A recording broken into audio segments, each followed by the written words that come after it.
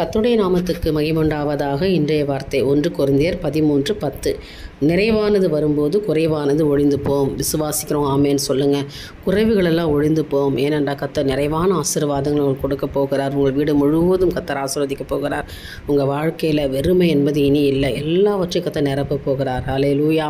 நம்பிக்கை தான் வாழ்க்கை. தேவன் பேரில் விசுவாசிங்க. ஆண்டவராக இயேசு கிறிஸ்து உங்களுக்காக பாடுபட்டு மரித்து உயிர்த்தெழுந்து இன்றைக்கும் ஜீவிக்கிறவராக இருக்கிறார் இல்லையா? அவர் உங்களை வெறுமையாக விடுவாரா?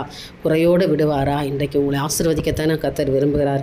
நிறைவானது வருகிறது. அதாவது உங்களை நிரப்பும்படியாய், உங்களை வெளியினாலும் பொண்ணுனாலும் புதிய ஆசீர்வாதத்தை நாம் கர்த்தர் நிரப்பும்படியாக காத்து கொண்டிருக்கிறார். கர்த்தரிடத்திலிருந்து அதிசயத்தை நீங்கள் எதிர்பாருங்க. கர்த்தர் எனக்கு செய்வார், என் தேவன் எனக்கு கொடுப்பார் என்று சொல்லி விசுவாசித்து இந்த நாளை துவங்கும் போது நிச்சயமாக இன்றைய தினத்தில் ஒரு குறைகளை நிறைவாக்கி என் தேவன் நிறைவான ஆசீர்வாதத்தை கர்த்தர் கொடுக்க போகிறார். நிறைவானது வருகிறது, குறைவானது ஒழிந்து போகிறது. இன்றைக்கு எல்லாவற்றையும் கர்த்தர் நிரப்ப போகிறார்.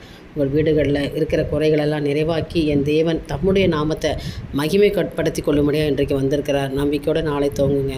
நிச்சயமாய் கர்த்தர் உங்களை நடத்துவாராக. தேவனுக்கே மகிமை உண்டாகட்டும். ஆமென்.